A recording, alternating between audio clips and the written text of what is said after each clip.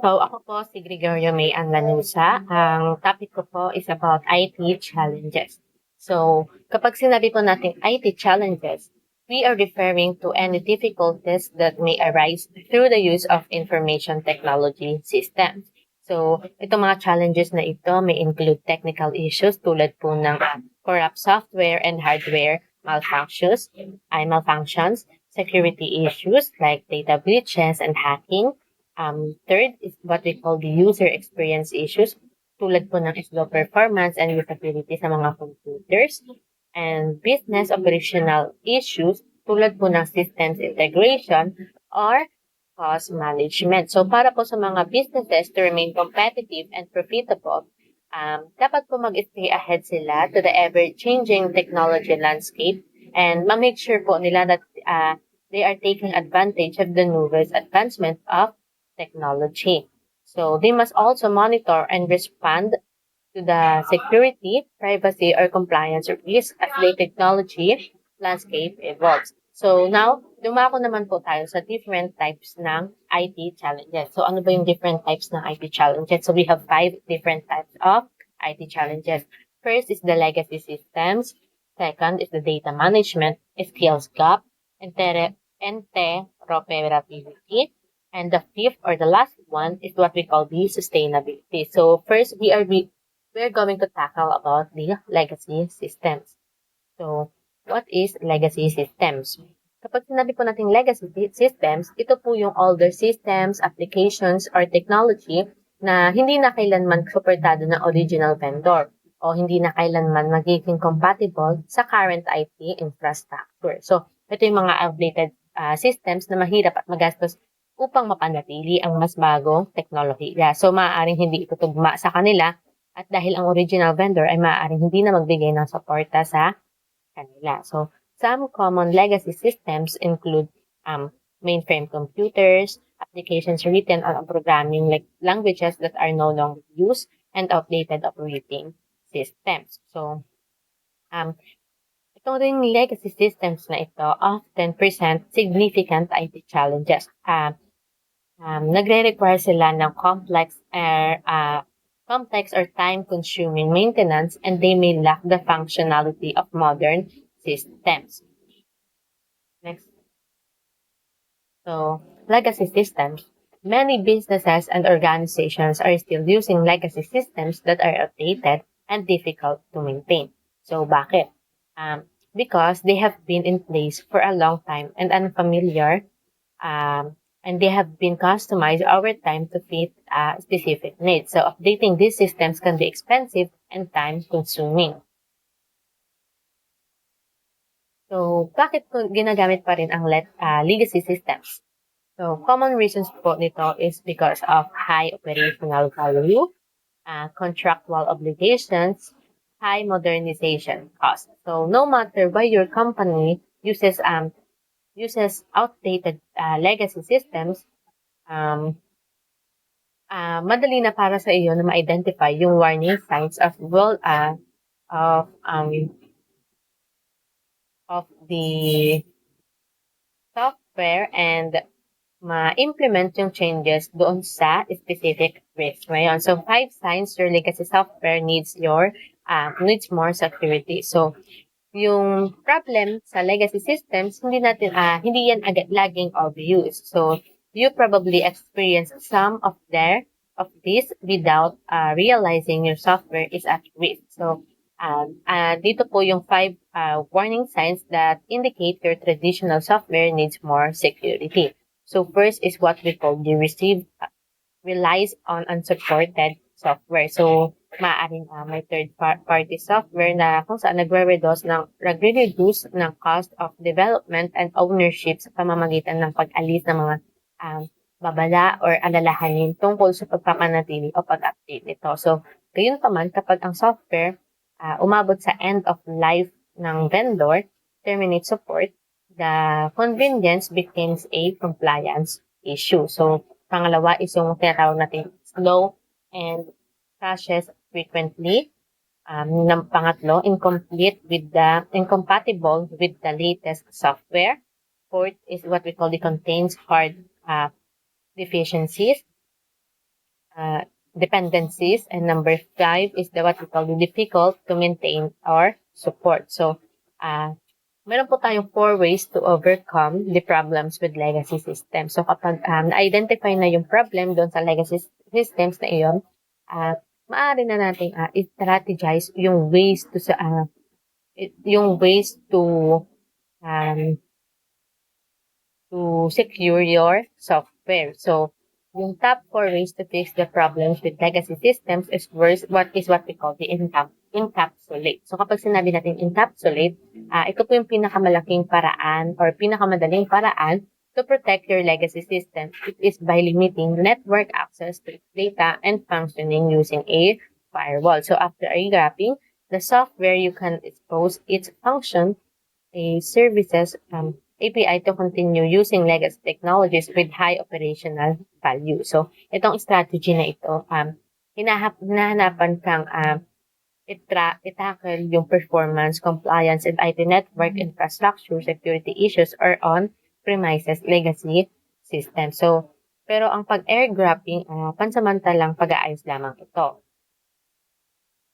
So, second is what we call the rewrite. Rewrite. Kapag sinabi natin rewrite, rewriting the software to fix legacy dependencies might sound like most logical software modernization strategy for business. So, a complete rewrite is your best option if the software is mis missionerical and its core framework is deprecated. So, you're having a through uh, ito, time finding competent staff to maintain the software. So your cost maintaining the software exceeds that of a rewrite. So kahit na itong rewriting, nire-reconsider niya ang functionality and implement future-proof measures, isa itong expensive endeavor that can drain your company resources instead of using the resources of adding or for adding features, product offerings, or marketing your business. So, third is what we call the pre-host.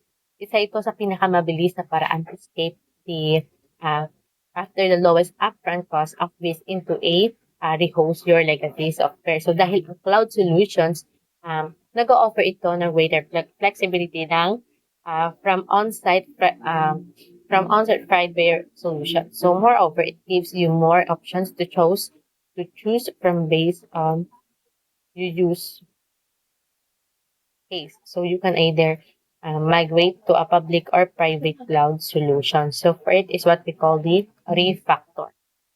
You can replace parts of your software, upgrade capabilities, and even reconsider your IT architecture. So itong refactor na ito, it is extremely slow. So now, dumako naman tayo sa pangalawang type ng IT challenges. So, pangalawa is what we call the data management. So, kapag sinabi natin data management, it is defined as activities and processes for organizing, streaming, and managing data. So, nag-include ito ng creating database, documenting processes, and procedures, ensuring data integrity and accuracy, or backing up data. So also, it involves user-friendly interface like dashboards to make the data accessible to all stakeholders. So it helps with security, compliance, and helps organizational make decisions based on the data they have collected. So the vast amount of data being generated requires effective data management strategies to ensure that data is stored securely and can be accessed. So due to the size of the data as it requires storage, retrieval, and manipulation, storing data can be challenging and requires the implementation of secure and easy to access platforms. So improper data storage, maaaring maging mahirap para sa businesses to access the data and may also leads to increase to breaches in security or data leak. So furthermore, the storage of large amounts of data unorganized manners can slow down the system, so leading to poor performance. So, para ma-prevent yung issues and to ensure the efficient storage of data, mahalaga na meron tayong effective data management strategies in place. So these strategies may include data quality control, lockup and recovery, and data archiving. So, dumako naman po tayo sa skills gap. So, kapag sinabi natin skills gap, it is a difference between the skills and knowledge that a company currently has and that they need to meet their goals. So, in IT sector, skills gap occur kapag ang IT tools and technologies na ginagamit ng company ay naging obsolete at yung mga individual sa organization ay walang necessary knowledge or skills to keep up with the current industry trends. So uh, this can prevent the company from implementing the most up-to-date solutions and can leave them lagging behind competitors. So closing the skills gap require identifying the skills that are missing and providing training to existing personnel or hiring from outside. So there is a growing skills gap if the IT and in the IT industry, with many businesses struggling to find workers in areas such as cybersecurity, data analytics, and AI. So, may papanood po pala ako dun sa tungkol sa data management. So, ibalik natin sa data management.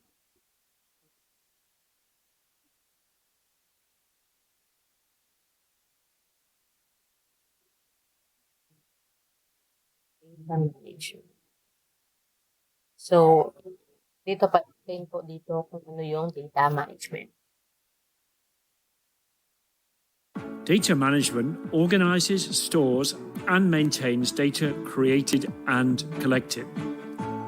Start by designing the data architecture that structures how data is organized to construct a database management system.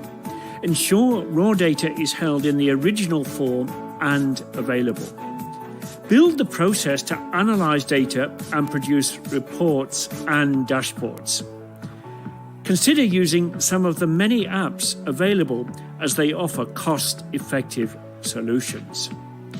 Ensure data is safe.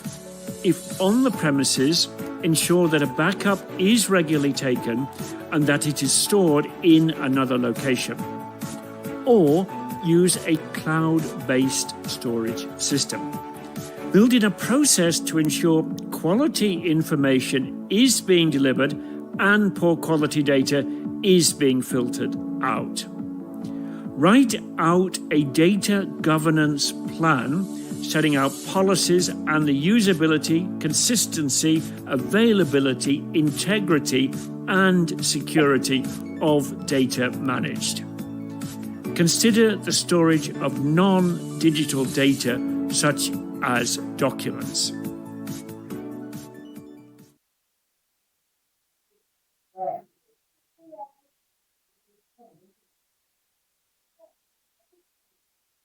So, sa skills gap naman, ito po, para mas maintindihan po natin si skills gap, ipapanood po akong video. What is that?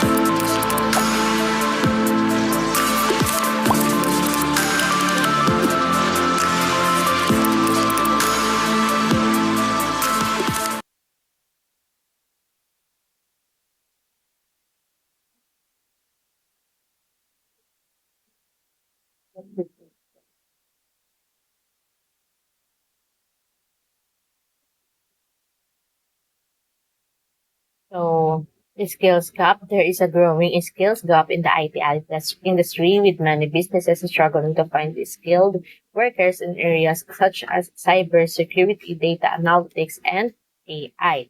So, sa IT industry, may growing exponentially growing exponentially due to increased demand for technology to outcomes processes, to automate processes, store data, and protect businesses from cyber threats. So, itong mga businesses na ito, they're struggling to find skilled workers to fill those roles. So, dahil ang skills na kailangan sa IT are often complex and specialized, nire-require na extensive training and experiences.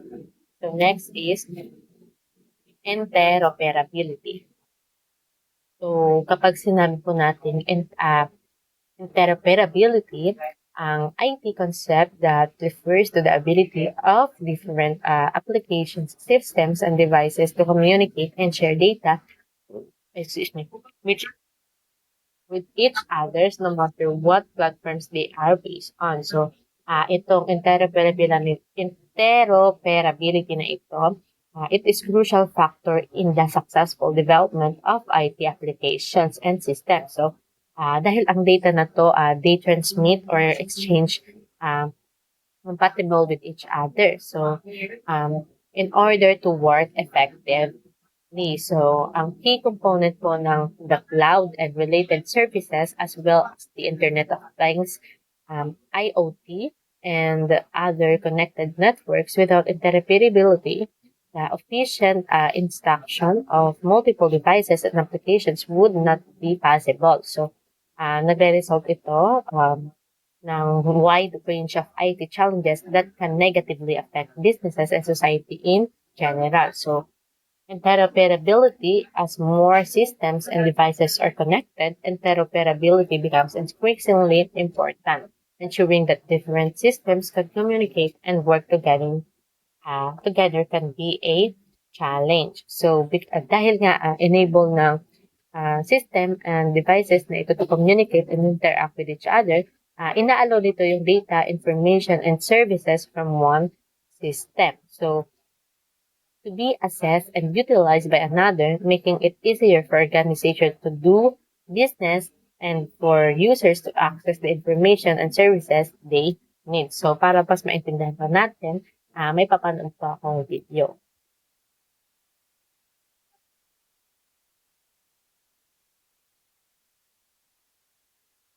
Mm,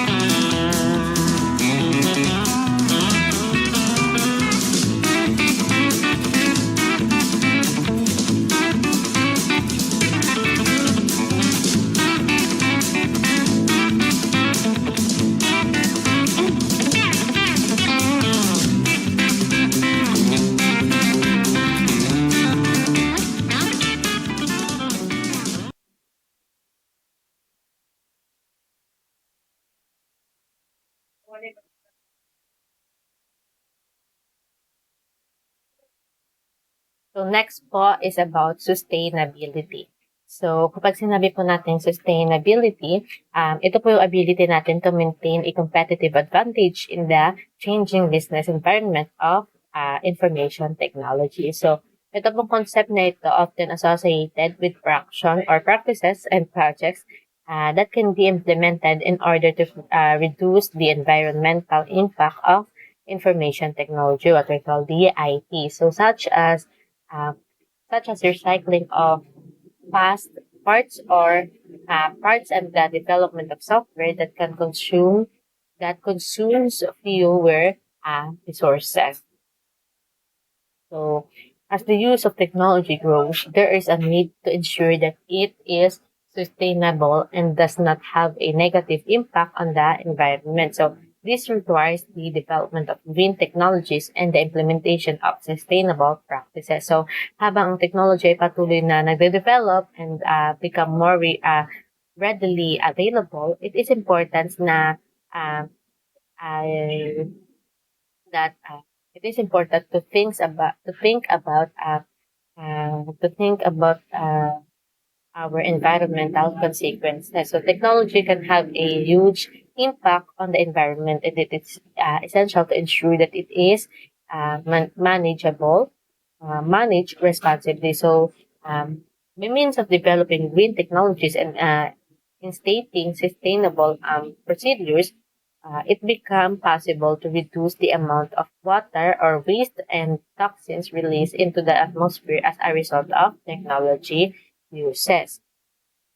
So, itong sustainability na ito, nakakatulong ito to maintain our healthy planet for future generations. So, para mas maintindihan ulit natin kung ano ba itong sustainability nito, may inihanda pa akong video dito. So, panoorin pa ulit natin.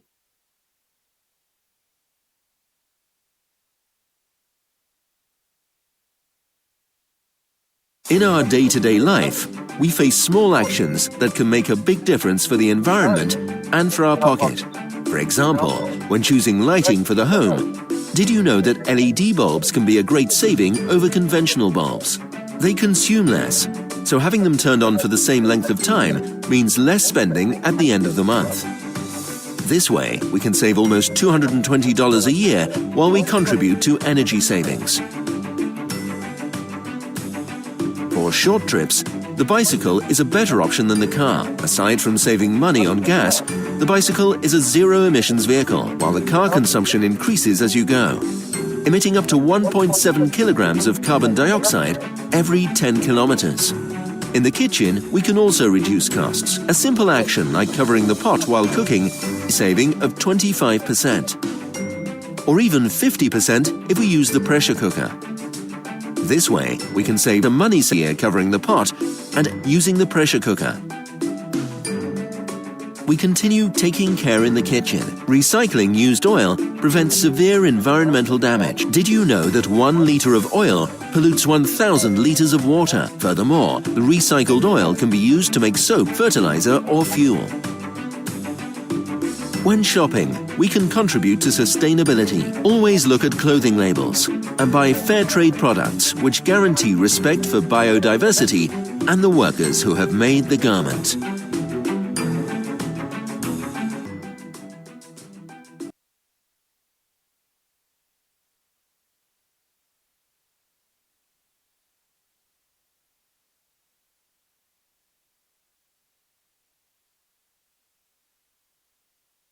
So, yun lang po yung topic ko sa aming report.